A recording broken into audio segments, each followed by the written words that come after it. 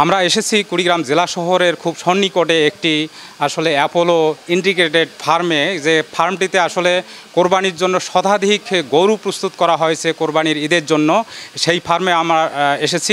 আমি যদি দেখাই যে এখানে আমার পাশে যে গরুটি রয়েছে, এই গরুটির আসলে লাইভ ওজন হলো 330 কেজি এবং প্রতি কেজির দাম ধরা হয়েছে 450 টাকা। সেই হিসাবে এই গরুটির দাম আসে প্রায় 1,48,500 টাকা। এভাবেই কিন্তু এখানে এই ফার্ম থেকে কিন্তু গরু বিক্রি করা হচ্ছে এবং এই ফার্মের যে গরুগুলো রয়েছে সেগুলো আসলে ফার্মের যে মালিক জানিয়েছে এবং আমরাও এসে যেটি দেখেছি যে এখানকার যে গরুগুলো রয়েছে সেই গরুগুলো কিন্তু আসলে প্রাকৃতিক খাবার দিয়েই কিন্তু লালন পালন করা হচ্ছে এবং এখানে কোনো ধরনের যে মোটা তাজাকরণের যে ঔষধ সেটি কিন্তু ব্যবহার করা হয়নি।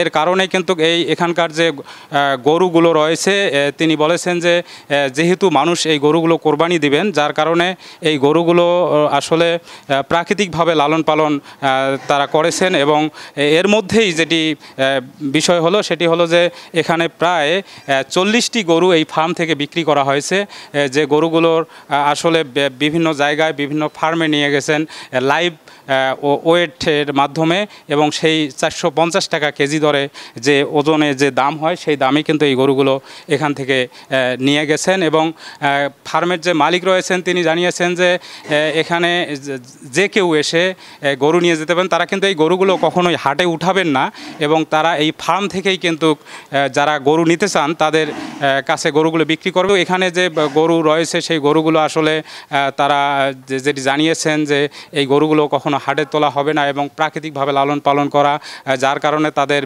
অনেকেই এই গরুর ফার্মে আসছেন এবং এই গরু দেখে যাচ্ছেন যে আসলে তারা পছন্দ করছেন এবং অনেকেই সেই গরুর ওয়েট অনুযায়ী সেই গরু কেনার কথাও জানিয়েছেন এবং কেনার পর সেই গরু আসলে রেখে যাচ্ছেন যে ঈদের আগের দিন নিয়ে যাওয়ার জন্য। আমরা রয়েছি সেই ফার্মে এবং সেই ফার্মের যে মালিক আসলে তার সাথে একটু কথা বলতে চাই। সামনে কোরবানি ঈদ, সেই উপলক্ষে আমরা বিশেষ তত্ত্বাবধানে আমরা গরুগুলো রেডি করতেছি, গরু এবং খাসি, এবং এই গরু এবং খাসি আমাদের লাইফ ওয়েটে বিক্রি হবে।